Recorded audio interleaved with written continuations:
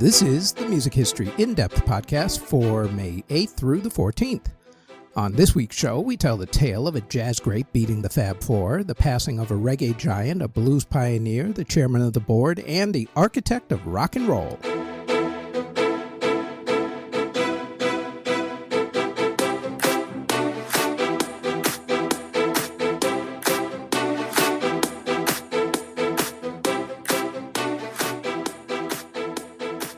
First, let's talk about the Beatles. When the Beatles burst onto the scene in America in February of 1964, America really needed a morale booster. It really needed it. The country was still reeling from the assassination only 3 months earlier of President John F. Kennedy, and while the Vietnam War had not taken over the evening news at that point, Martin Luther King Jr. and the Civil Rights Movement had taken over the evening news. The country was in the beginning of pulling itself apart. Just in case you kids think that the events of today have never ever taken place before, yeah, they have, just a different time, same story. Now enter into all of this the Beatles. With their fresh sound and their good looks, they quickly captured the imagination and hearts of millions, especially the teenage girls. Remember now, these were the mop-top Beatles, not the rubber soul Sgt. Pepper Beatles. At this particular time in their career, they were basically a boy band who played very catchy teeny bopper music. It was, however, great music, and they were a humongously successful band, even in the very beginning. By February of 1964, they had held the number one spot on the Top 100 Singles chart on Billboard magazine with I Wanna Hold Your Hand, and they did not let that spot go. They followed it up with consecutive number ones, had at one point the top 5 songs on the chart at that particular week, and had 14 songs in the top 100 in the same week. There was no stopping these guys. The British invasion had begun in full force. So who possibly could stand up for America and reclaim American supremacy on the pop charts? The answer actually came from a very unlikely source. Enter the chat, one Louis Armstrong. At this point in his career, Louis Armstrong's legacy as a jazz pioneer and quite possibly the greatest jazz artist to ever live had been cemented in history. His songs at this point in his life, though, had less to do with his breakthrough jazz hits of the early part of the century. In fact, Louis was pretty much considered an elder statesman by the mid-1960s and was mainly doing light standards. Not exactly songs that were going to storm up the pop charts. And yet, one of his standards actually caught the attention of the public, and it was perfect timing. The Broadway musical Hello, Dolly had just opened up, and it was really popular during that time. It actually opened up on Broadway on January 16th. The Beatles hit on February 9th. In the musical, the title song was originally sung by the great Carol Channing, but the producers of the musical had actually gotten Louis to sing a version of the song to help promote the show. That particular version ended up becoming a huge hit, and on May 9th, 1964, Louis Armstrong's version of Hello, Dolly topped the Billboard Pop Singles chart and thus finally ended the Beatles' dominance on that chart. It also became the biggest selling song of Louis Armstrong's career, which is kind of sad when you think about it, considering how many great jazz songs that he had and how mammoth his imprint was on the 20th century music as a whole. Louis Armstrong breaking the Beatles' hold on the number one spot on the Billboard Singles chart on May 9th, 1964. Now, to the first of our many passings. He is called the architect of rock and roll. He is called that because his style of rock and roll, combined with gospel and the blues, heavily influenced other genres such as R&B, funk, and soul music. He was boisterous, flashy, and energetic. He was a piano player, a singer, songwriter, and actor. His style was unapologetic, controversial, and flashy. He influenced a lot of artists, from James Brown to Michael Jackson, the Beatles, and Prince, among a ton of other artists. Jimi Hendrix actually played guitar in his band before he left and formed the Jimi Hendrix Experience. Rock and Roll Hall of Famer Sister Rosetta Tharpe gave him his start as a child by paying him to sing. His stage persona and style influenced artists from Liberace to David Bowie to Freddie Mercury to Lil Nas X. He was one of the first crossover artists.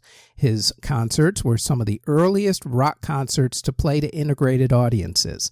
Although he was one of the first artists to cross racial barriers, he was also one of the first victims of whitewashing, where white artists took his songs and made them into bigger hits for themselves for mainstream audiences and did not pay him for them. Looking at you, Pat Boone. For the record, he later in life thanked Pat for helping fans discover the original versions of those songs. Think Luke Combs and Tracy Chapman with Fast Car. He always purposely made people wonder if he was straight or gay. For the record, he was bisexual. His entire career was about straddling the line between heaven and hell, and he had the usual music industry issues with drug and alcohol abuse. And at one time, he gave up rock and roll and actually became a preacher. And although he returned to secular singing, he was still preaching.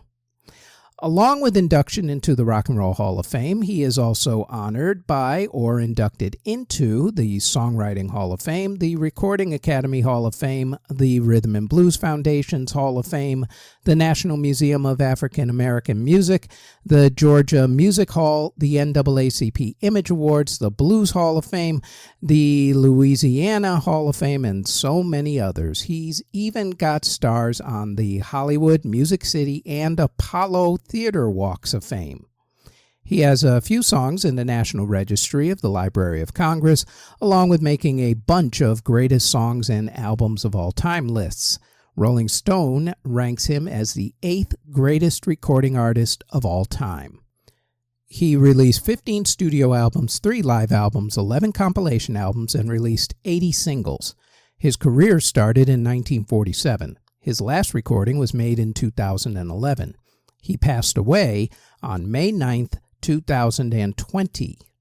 Some of his biggest hits included Lucille, Tutti Frutti, and Long Tall Sally. He is Richard Wayne Penniman, better known to everybody as Little Richard, who passed away on May 9th, 2020 at the age of 87. Next, he had many nicknames: The Voice, Old Blue Eyes, the Sultan of Swoon, and the Chairman of the Board being chief among them.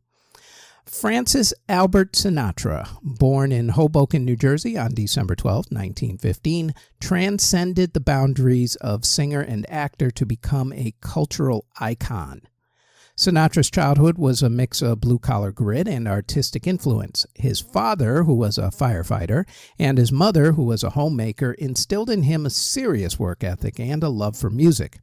Young Frank was particularly drawn to the crooners of the era, especially Bing Crosby, whose smooth vocals would become a major influence. In 1935, Sinatra's life took a pivotal turn when he won a local talent show, and this launched him into the world of small-time bands, where he honed his vocal skills and stage presence. He quickly gained a following for his charismatic performances and his ability to connect with the audiences. By the early 1940s, Sinatra had caught the attention of bandleader Harry James. Joining James's band in 1939 proved to be a breakthrough.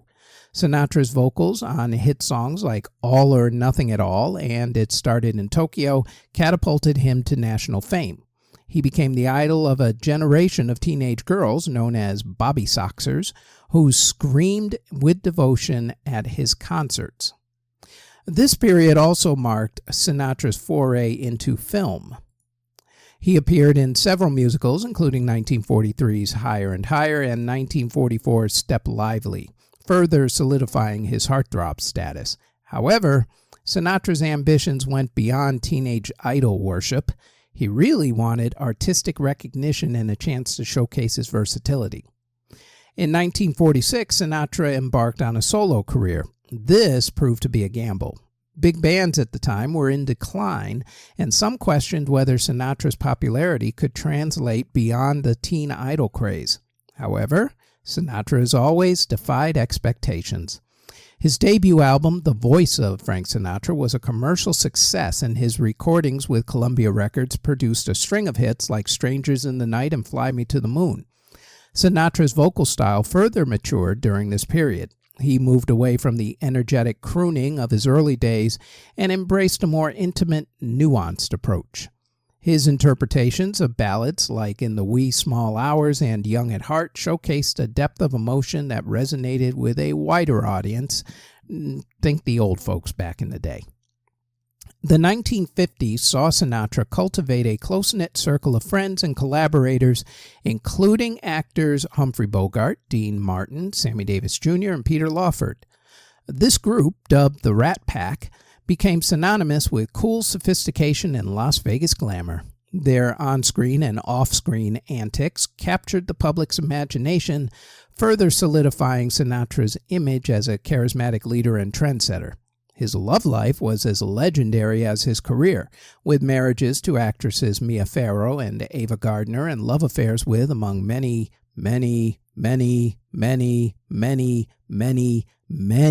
others. The Duke got around, let's face facts. Marilyn Monroe, Lana Turner, Lauren Bacall, and Juliet Prowse, among many others, as I've said. Dude did get around. Grade A. Sinatra's film career also flourished in the 1950s. He garnered critical acclaim for his dramatic acting in films like 1953's From Here to Eternity, which rejuvenated his career at that time and earned him an Academy Award for Best Supporting Actor. He continued to impress with his versatility, starring in musicals like 1955's Guys and Dolls and crime thrillers like 1962's The Manchurian Candidate. Sinatra's career experienced a downturn in the late 1950s. Public scandals involving his tumultuous personal life and alleged ties to organized crime tarnished his image. Additionally, the rise of rock and roll threatened to make his brand of traditional pop music seem outdated. However, Sinatra, ever resilient, refused to be sidelined. He formed his own record label, Reprise Records, and staged a remarkable comeback in the 1960s.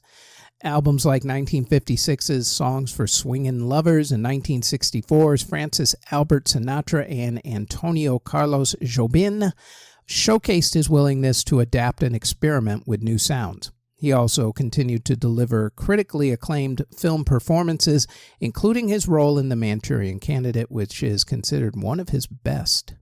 The 1970s and 80s saw Sinatra continue to tour and record, although at a less frenetic pace.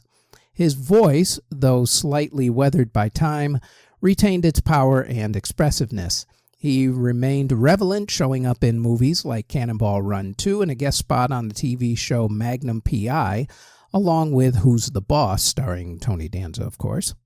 Towards the end of his life, he was constantly in and out of the hospital being treated for everything from high blood pressure to bladder cancer. Frank Sinatra passed away from a heart attack while in the hospital on May 14, 1998, at the age of 82. His final words were reportedly, quote, "I'm losing," end quote. His wife Barbara was at his side. In his career, Frank Sinatra released 59 studio albums, 2 live albums, 8 compilation albums, 297 singles, and has 75 credits as an actor. He received a Kennedy Center honor, a Presidential Medal of Freedom, a Congressional Gold Medal, 11 Grammy Awards, and has been called one of the greatest and most influential entertainers not only of the 20th century, but throughout all of history.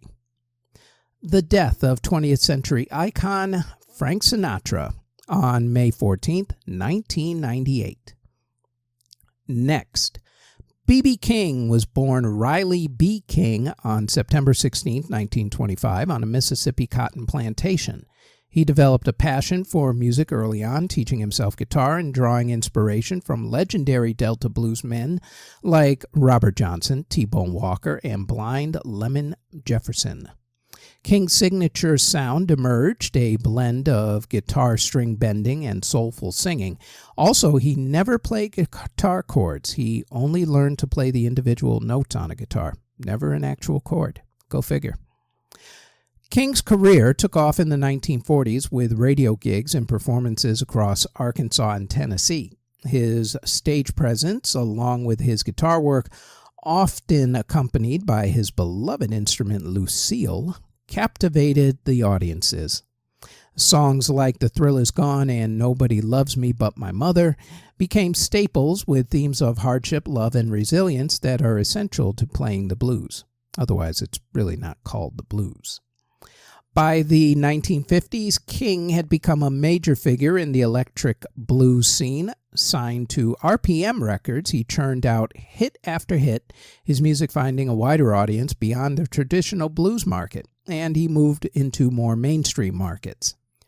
B.B. King's relentless touring schedule, averaging over 200 concerts a year, even into his 70s, solidified his reputation as one of the greatest blues performers, spreading the blues worldwide. King's influence transcended genres. He collaborated with artists from all across all forms of music, from rock legends like Eric Clapton to U2 and Jimi Hendrix, to soul icons like Aretha Franklin and Ray Charles. These collaborations not only introduced the blues to a new generation, but also cemented King's status as an icon. B.B. King has received countless accolades, including induction into the Rock and Roll Hall of Fame and the Blues Foundation Hall of Fame. After his passing in 2015, King's music continued to inspire. His legacy is one that not only embodied the soul of the blues, but also expanded its reach, ensuring its place in American music history, not to mention a bunch of nightclubs and restaurants that have his name on them. The death of Rock and Roll Hall of Famer and blues icon B.B. King on May 14th, 2015.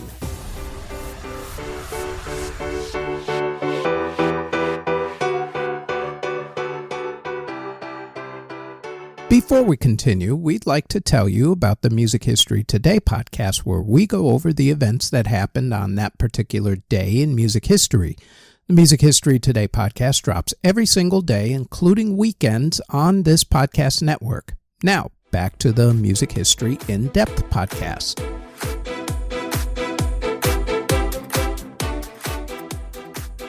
Bob Marley was born on February 6, 1945, to a younger black Jamaican mother and a much older white British military captain. I only mention both the age gap and the races because supposedly either of these factors, or perhaps both of them, caused an awful lot of family tension, so Bob's father left the family shortly after his birth. Raised primarily in 9 Mile, St. Anne Parish, Bob's mother gave him a life that was grounded in Jamaican traditions, as 9 Mile offered a very peaceful environment. Bob spent his days playing in the fields, learning about agriculture from his grandfather, Omaria, who was a respected Mile man, or healer, with knowledge of African herbal traditions. This early exposure to African spirituality would later influence Bob's Rastafari beliefs. Music was always in Bob's life. He learned to play guitar from his friend Neville Bunny Wailer Livingston, and together they explored their musical talents. The Jamaican folk-style mento, together with their listening to American R&B radio broadcasts, influenced their music later on. In 1957, at the age of 12, Bob and his mother moved from 9 Mile to Kingston, which is Jamaica's capital, looking for better economic opportunities. However, they ended up living in Trenchtown, a notoriously impoverished and overcrowded neighborhood, and one that would actually show up in one of his songs that we'll discuss later. This harsh reality shaped Bob's worldview and fueled his desire for a better future. Living in Trenchtown exposed Bob to extreme poverty, gang violence, and social injustice. The sound system culture, which was mobile DJs playing the latest Jamaican music on powerful speakers, became social hubs in the neighborhood, and then that transcended into English culture when Jamaicans went to England looking for a better life there as well. Bob and Bunny, along with their friend Junior Brathwaite, formed a vocal trio called the Wailing Wailers, influenced by the soulful sounds of American doo-wop and Jamaican ska music. The group later added Peter Tosh, Beverly Kelso, and Cherry Smith to become the Wailers.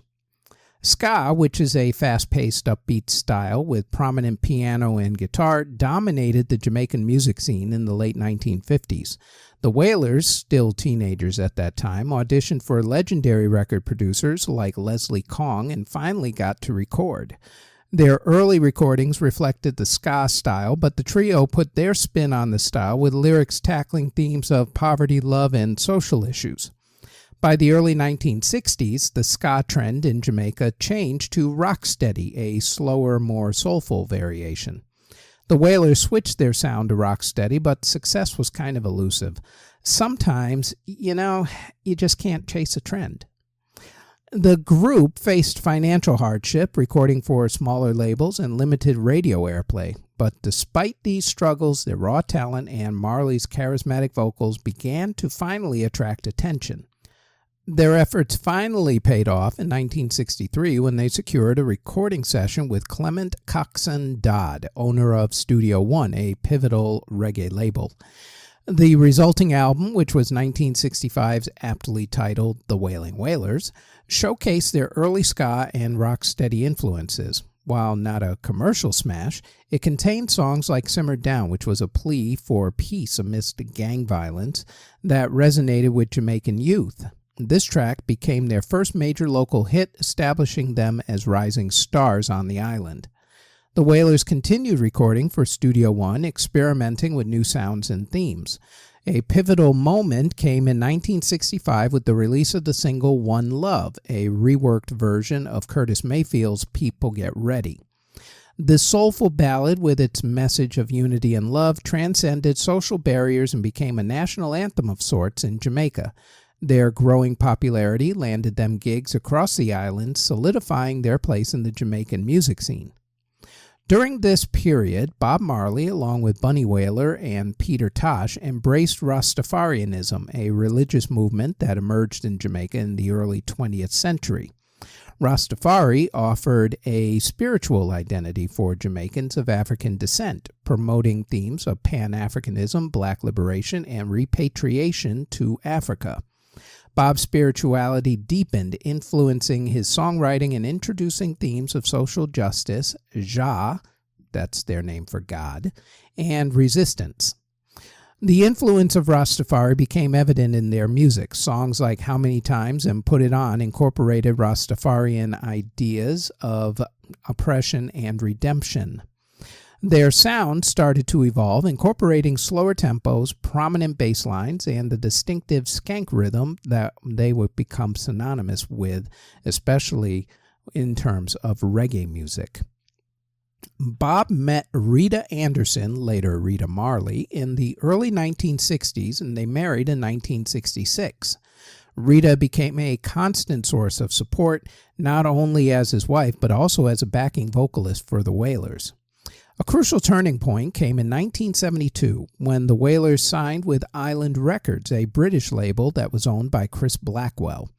Blackwell recognized the potential of reggae and Bob Marley's unique voice, and this partnership would propel Bob Marley and the Wailers to international superstardom. This period witnessed the Wailers' evolution from a local ska group to becoming one of the pioneers of reggae music. Their music became infused with the Rastafarian ideology, and while internal conflicts led to lineup changes, Bob Marley's unwavering dedication and the support of Rita Marley and Chris Blackwell set the stage for their global success. The album Catch a Fire, produced by Chris Blackwell, marked the Wailers' international debut. Blackwell introduced rock and roll elements to their sound, expanding their appeal beyond reggae purists. Songs like Concrete Jungle and Steer It Up address social issues and Rastafarian themes, resonating with a global audience. Catch a Fire became a critical and commercial success, establishing Bob Marley and the Wailers as a force in the music industry, and is considered to be one of the greatest albums of all time, at least according to Rolling Stone magazine. Riding the momentum of Catch a Fire, the Wailers released Burnin' later in 1973. This album cemented their status as reggae icons. Get Up, Stand Up, a powerful call for social justice, became an anthem for the oppressed worldwide. Burnin' also featured the iconic song I Shot the Sheriff, a song whose cover version by Eric Clapton ironically brought Clapton more fame than the original artist, to the point where even Clapton gets credit for being the original artist on ChatGPT, and that it was Bob Marley that did the cover version, at least on ChatGPT, which just goes to show you just how bad those AI programs really are. Despite their new success, financial problems were a constant source of tension with the band. Unequal pay distribution and a lack of control over royalties caused a lot of friction within the group, and Bob's growing charisma and songwriting prowess naturally placed him at the front of the Wailers. This shift in the group's power dynamics, though, created a lot of resentment, particularly for Peter Tosh, who also wanted to be the leader of the band. This all came to a boil in the mid-1970s. Bunny Wailer, seeking greater artistic control and frustrated by financial issues with Island Records head Chris Blackwell, left the Wailers to pursue a solo career. This was a significant loss, as Bunny Wailer's harmonies and songwriting talents were integral to the group's sound. Shortly after Wailer's departure, Peter Tosh's clashes with Bob Marley over musical direction and leadership escalated. Tosh felt that Bob was steering the band away from their roots towards a more commercial sound, and his frustration culminated in his departure in 1974, leaving Bob Marley as the undisputed leader of the group. Bob remained committed to the group, forming a new lineup with recruits, including his wife, Rita Marley, and backing singers. This new lineup became known as Bob Marley and the Wailers. While they were all talented musicians, they lacked the long-standing camaraderie and creative spark of the original group. Throughout the 1970s, Jamaica was plagued by political violence between rival political parties, the PNP, the People's National Party, and the JLP, the Jamaican Labour Party. Bob Marley, despite his Rastafarian beliefs in nonviolence, soon found himself caught in the middle, with both parties attempting to use his popularity for political gain. In an attempt to promote unity and reconciliation, Bob Marley organized the historic One Love Peace Concert on April 22, 1978. The concert brought together the leaders of both political parties on stage, a significant symbolic gesture in a nation that was completely divided by violence. And while the concert didn't completely stop the political unrest, it stood as a powerful testament to Bob Marley's commitment to peace and social justice. Unfortunately for Bob, it also caused violence in his own life.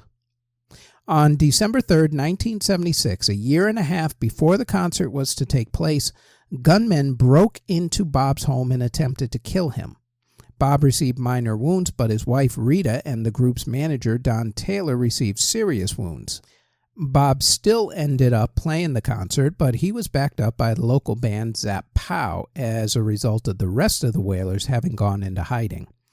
After the 1978 One Love Peace Concert, Bob left Jamaica for the Bahamas and England, staying away from his homeland for 2.5 years. Bob wasn't the only member of the band to eventually deal with violence, as 2 members were killed long after the group had disbanded. On June 9, 1999, Junior Brathwaite, along with musician Shaka, were killed in a home invasion when gunmen invaded Shaka's home. Junior was 50 years old. On September 11, 1987, Peter Tosh's home was invaded by 3 gunmen who tortured him, trying to extort money out of him. Peter had several people in the house at the time. One of the gunmen was someone that Peter had tried to help in the past. When Peter told the gunmen that he didn't have any money, even after all the torture, the gunmen became frustrated and began shooting. Peter Tosh was struck twice in the head and died. He was 42 years old. His friend who led the gunmen blamed it on a night of drinking. Still, he was later found guilty and was executed. In 1977, Bob Marley and the Wailers released Exodus, considered their magnum opus. The album explored themes of love, loss, and liberation. Tracks like Redemption Song and Waiting in Vain showcase Bob's introspective songwriting and soulful vocals. Exodus topped the reggae charts in the United Kingdom and received widespread critical acclaim, further solidifying Marley's global superstar status. 1978's album Kaya offered a lighter, more relaxed vibe compared to Exodus. Focusing on themes of love, along with marijuana use, the album resonated with a specific audience but wasn't quite as commercially successful. Despite this, Bob Marley and the Wailers embarked on relentless touring. In 1977, Bob Marley noticed a dark spot developing under his big toenail. Initially, he dismissed it as a soccer injury, a sport he loved playing. However, upon closer inspection, a doctor in 1978 diagnosed him with melanoma, a rare and aggressive form of melanoma, as a matter of fact, skin cancer, as it were. The standard treatment for it is surgical removal of the affected area. In Bob Marley's case, that would have involved amputating his toe, more than likely. Deeply rooted in Rastafarian beliefs, though, Bob Marley was hesitant about amputation, which he viewed as a mutilation of the body. He opted for a less invasive excisional surgery, where only the nail and the surrounding tissue were removed. But unfortunately, this approach did not address the potential spread of the cancer cells. Bob Marley sought alternative treatments, including exercise, vitamins, and ozone therapy, in the hopes of curing his cancer. And while these approaches offered some general health benefits, they were not proven effective in treating Bob's melanoma. Bob Marley's continued reliance on alternative therapies and his refusal of further conventional medical treatment allowed the cancer to spread. By 1980, Bob's health deteriorated significantly. Nevertheless, he and the band embarked on a tour in support of their album Uprising. They played 2 shows at Madison Square Garden in New York City. But while jogging in Central Park during a morning off from the New York City concerts, Bob collapsed and was rushed to the hospital. And it was there where doctors discovered that the cancer had spread to his lungs, his brain, and his liver. Bob played his final concert at the Stanley Theater in Pittsburgh, Pennsylvania on September 23, 1980. After that, the group canceled the rest of their tour dates while Bob went on a final attempt at alternative treatment in Germany. Sadly, his health continued to decline, forcing him to return to Jamaica. Tragically, his condition became critical during the flight back to the island, and the plane was diverted to Miami, Florida. Upon landing in Miami, Bob Marley was rushed to the hospital. His final words were reportedly to his son Ziggy Marley, who became a singer in his own right and had the song Tomorrow People, which became a big hit. Ziggy had met Bob at the hospital at the time. His final words, according to Ziggy: "On your way up, take me up. On your way down, don't let me down." End quote. Bob Marley was pronounced dead on May 11th, 1981. He was only 36 years old. On May 21st, 1981, Bob Marley was given a state funeral in Jamaica. He was buried near his birthplace in 9 Mile. In his casket was his legendary Red Gibson Les Paul guitar and a Bible open to Psalm 23. That's the verse known as the Lord's Prayer. The Lord is my shepherd, I shall not, etc., etc. The casket also has a stalk of ganja that his widow Rita put in there. Hey, gotta have something to do while you're up there. There remains some speculation on whether Bob Marley might have survived with earlier diagnosis and conventional treatment. Regardless, His death does serve as a reminder on the importance of early detection and treatment for melanoma and other forms of skin cancer, particularly among people of color. And while melanoma is less common than other forms of skin cancer, it is crucial to pay attention to any changes in skin pigmentation. As far as the Wailers went, the group released a posthumous album, Confrontation, in 1983. In 1984, the group's greatest hits album, Legend, was released. Legend remains the best-selling reggae album of all time to this very day, with 15 million copies sold in America alone, and is probably the only reggae album that people who swear that they love reggae music actually own or even know about.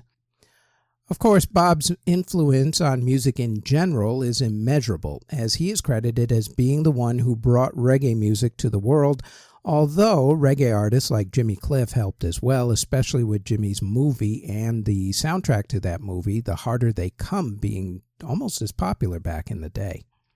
Groups like the Police took reggae music and mixed it with other sounds to create their own style, while ska music took over Great Britain in the late 1970s and into the early 1980s with groups like the Specials and Madness, along with speaker culture that took over Great Britain as well. Bob's message of peace and revolution still resonates today in songs like No Woman, No Cry, which referenced his hometown of Trenchtown that I was referring to earlier. Also the songs Could You Be Loved and Exodus, among others. His song Get Up, Stand Up still gets played at every rally, it seems, while One Love, unfortunately, has become a commercial theme song for beach resorts and the Jamaican Tourist Board, because I'm pretty sure that is what Bob was going for when he wrote the song to begin with. Gee, let me make it into a tourist theme song. Yeah, right. No, he didn't. When Bob was inducted into the Rock and Roll Hall of Fame, he was inducted by himself and without any members of the Wailers, much like how Bruce Springsteen was inducted by himself without any members of the E Street Band, at least at first. The induction should honestly read Bob Marley and the Wailers. In Springsteen's case, at least the band was inducted some years later. I think it's about time that Bob Marley and the Wailers got inducted as a group instead of just Bob Marley. I think the Hall could really do that. That'd be good. The death of reggae superstar Bob Marley, the iconic Bob Marley, on May 11th, 1981, from cancer.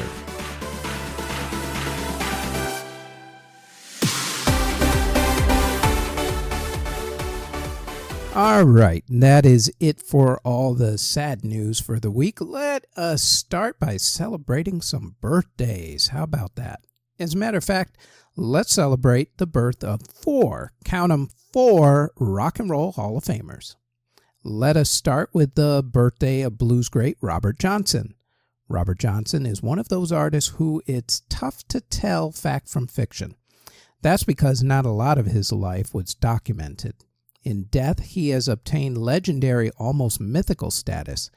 Here is what we know about him. He was born on May 8, 1911 in Mississippi. In 1929, he was married, but his wife died soon thereafter while giving birth to their child. It was at that point that Robert decided to become a blues guitarist. He fathered a child with another woman and married yet another one, who again died while in childbirth. From 1932 to 1938, Robert helped to develop and define the Delta Blues by playing every single juke joint along the Mississippi River, everything from Memphis, Tennessee, all the way down to Mississippi. Robert was quite the ladies' man, with literally a woman in every city, with none of them knowing about the other ones. Because remember, no internet, no social media, so no one could put you on blast. How about that? For all of his playing, Robert released very few records. On November 23rd through the 25th of 1936 in San Antonio, Texas, Robert recorded what would become the recordings that he would be known for. Supposedly, Robert was so shy during the recording that he faced the wall while doing it. One of those recordings was Crossroad Blues, which Eric Clapton would do a couple of different versions of with his various groups. Eric shortened the title to Crossroads. It was also the song that would become pivotal to his legend after his death in 1938.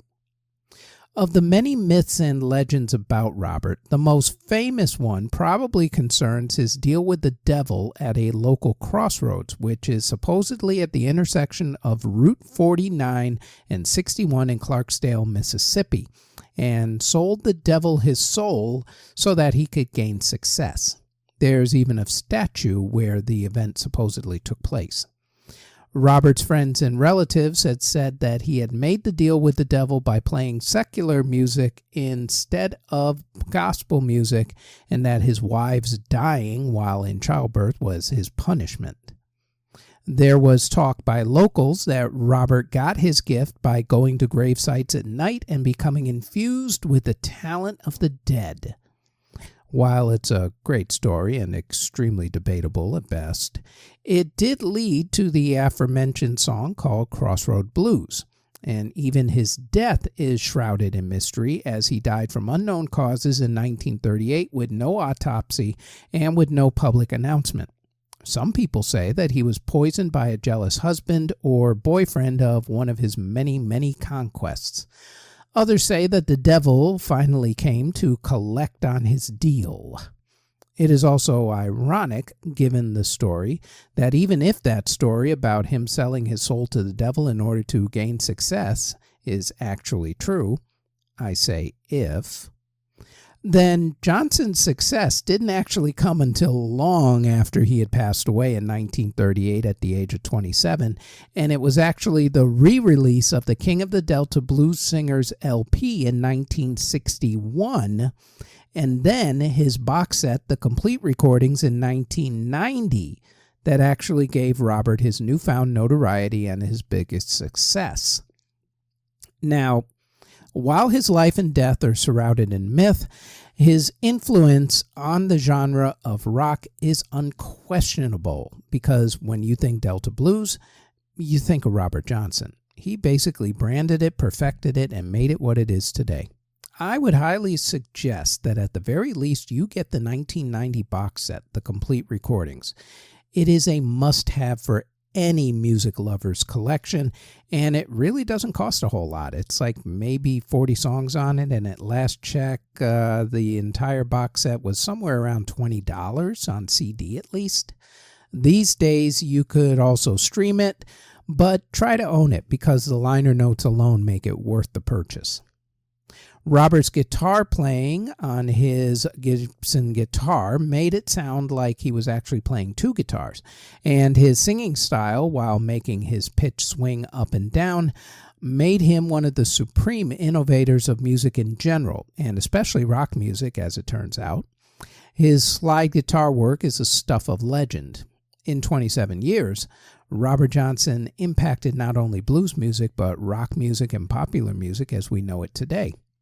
So, happy birthday to blues great and rock and roll Hall of Famer, Mr. Robert Johnson, born May 8th, 1911.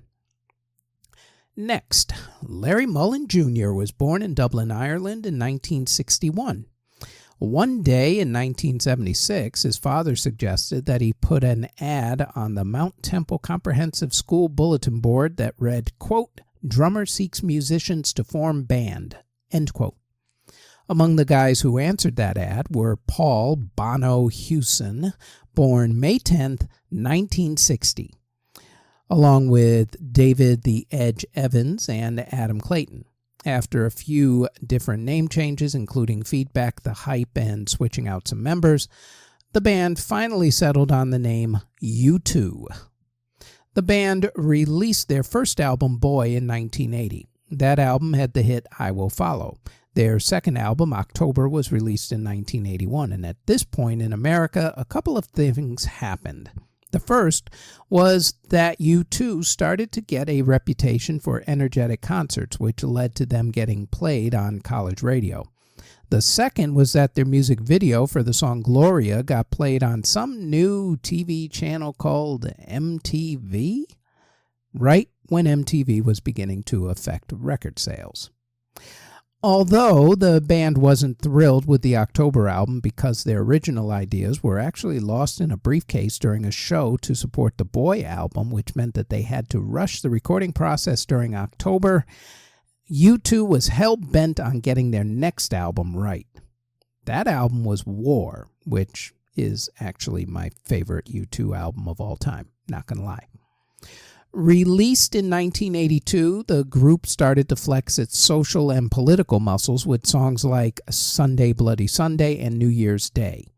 At this point, they also started playing bigger stadiums and festivals, including memorable concerts at the US Festival, where Bono climbed onto the top of the stage rigging, and Red Rocks Amphitheater, which was later turned into the live EP Under a Blood Red Sky.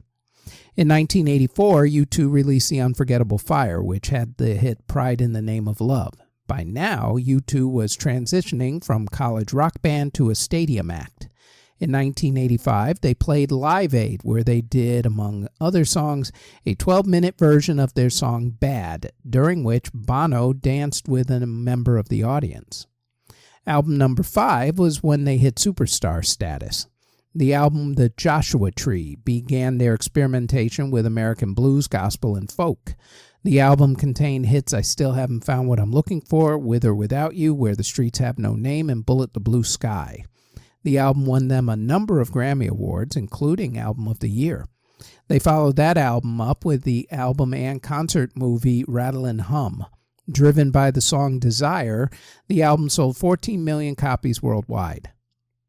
In 1991, after taking some time away from each other due to band tensions, U2 got back together in Berlin to go electronica for their next album, Achtung Baby.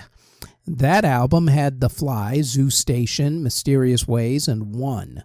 The album won them a lot of Grammy Awards and spawned a huge tour, the Zoo TV Tour, during which Bono came out on stage in various characters. Their next album, Zootopia, continued the electronica trend. They also did a song for the Batman Forever soundtrack called Hold Me, Thrill Me, Kiss Me, Kill Me, then did an experimental album with Brian Eno called Original Soundtracks 1. Their next album, Pop, was by their own admission one of the worst albums that they ever made, although there were a couple good songs on it, including the song Discotheque, which is actually very good. The boys came back strong with All That You Can't Leave Behind with the songs A Beautiful Day and Elevation. Elevation ended up being part of Angelina Jolie's Tomb Raider movie. During the tour to support the album, the September 11th attacks happened. The group played a concert at Madison Square Garden in New York City in October, followed by the halftime show of the Super Bowl where the names of the victims of the attack were scrolled down on a video screen. After that, U2 released How to Dismantle an Atomic Bomb. That album took home 8 Grammy Awards. After that came the albums No Line on the Horizon, Songs of Innocence, and Songs of Experience, which had to be delayed by a year while they rewrote the album to fit the new nationalistic world that they were in at that time, and are back in now. While there were no hit songs from that album, the group is still a huge concert draw, playing multiple sold-out shows worldwide. U2 has sold more than 170 million albums and has won the most Grammy Awards by any band. Currently, that number is 22. Meanwhile, Bono, whose birthday it is, has become a world-renowned philanthropist and humanitarian, working on, among many other projects, debt relief for African nations.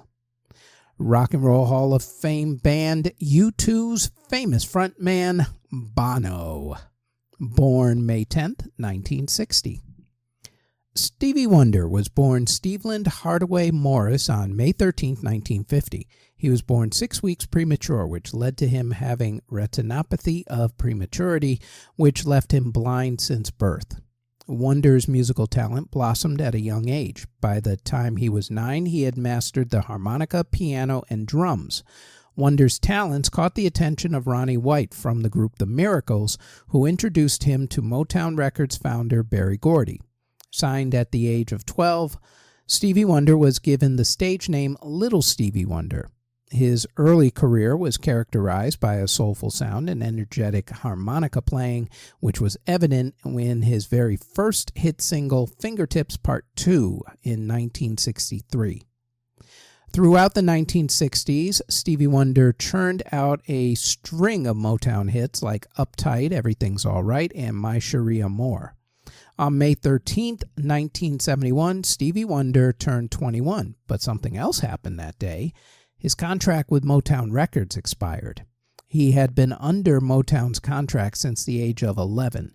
He and his mother had signed 2 5-year contracts during which Stevie was given a weekly stipend to cover expenses, and his royalties were held in a separate account until he was 21. It also meant that Stevie became part of the Motown assembly line. He was told what to wear and what to sing, and that meant that he also didn't have any artistic freedom.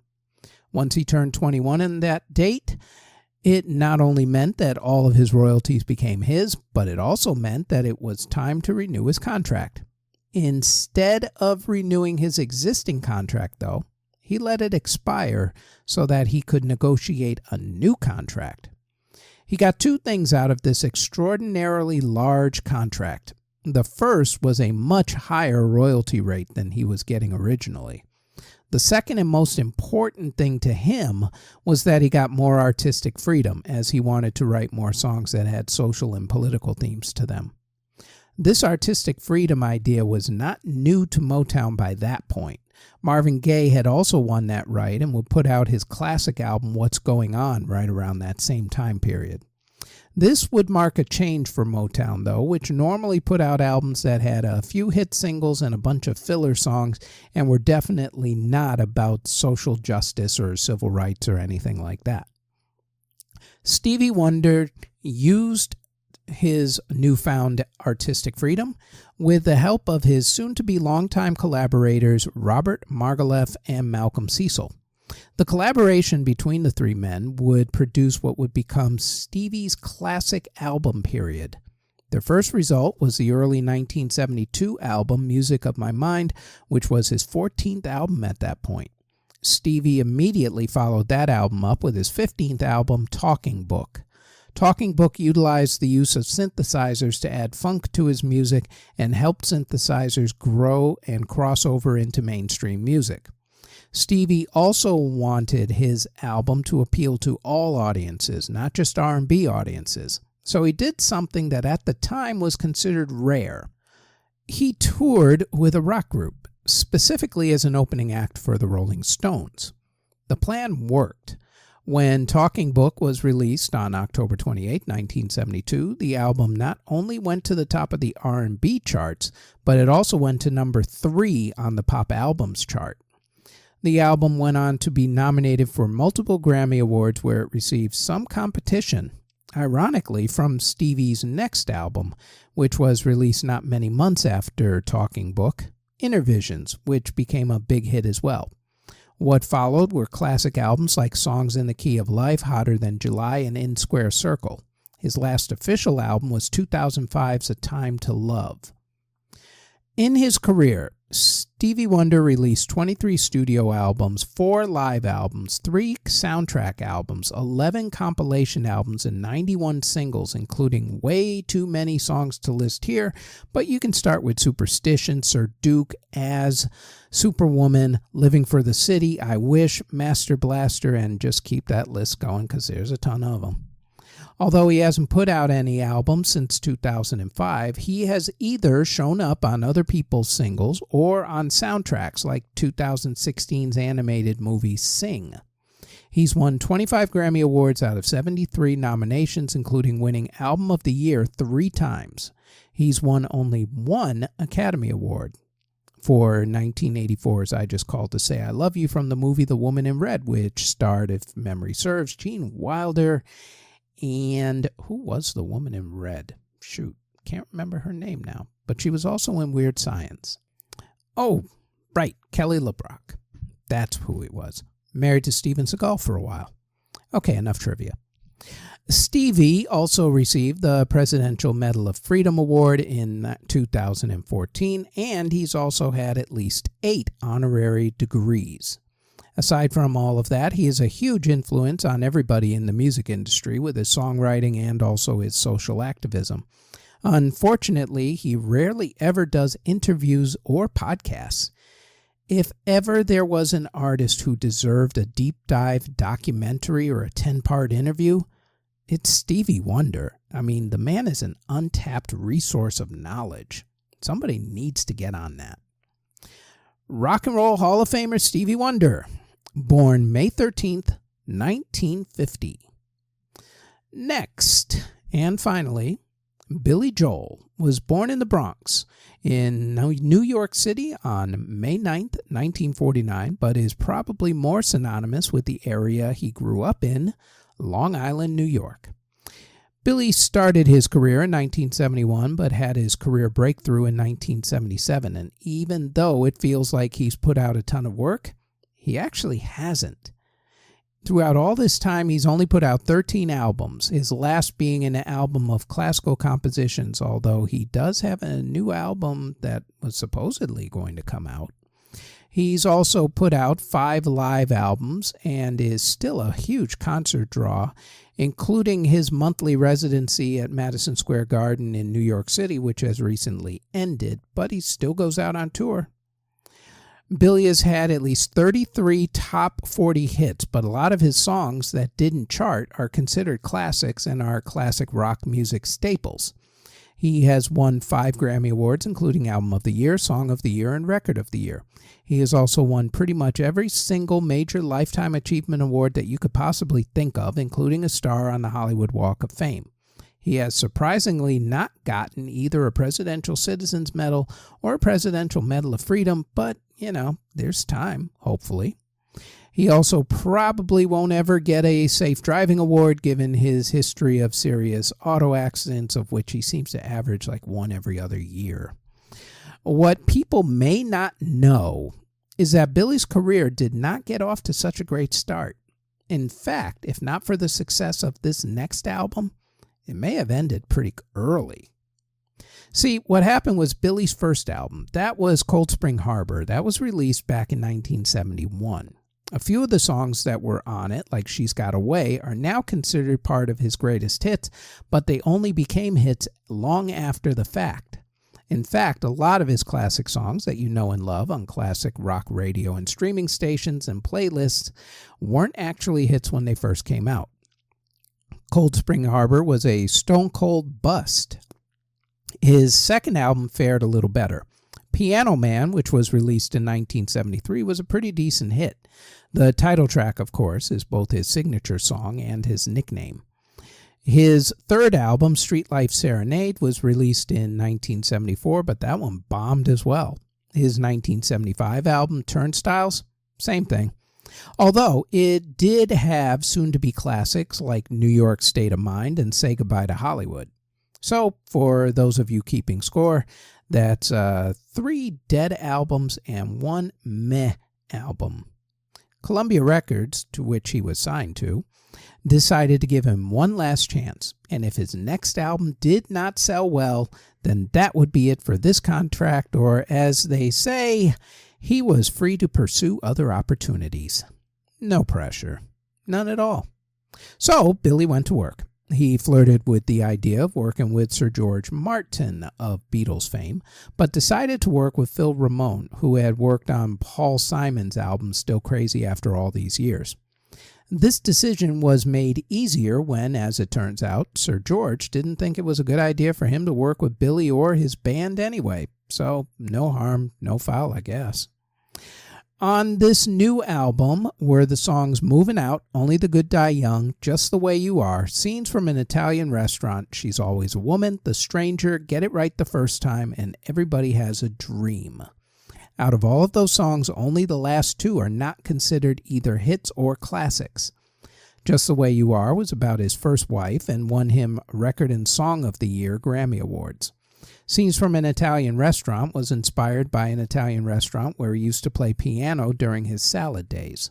Only the Good Die Young, about a kid trying to get a Catholic girl to have sex with him, caused a lot of controversy, mainly because it was about a kid trying to get a Catholic girl to have sex with him.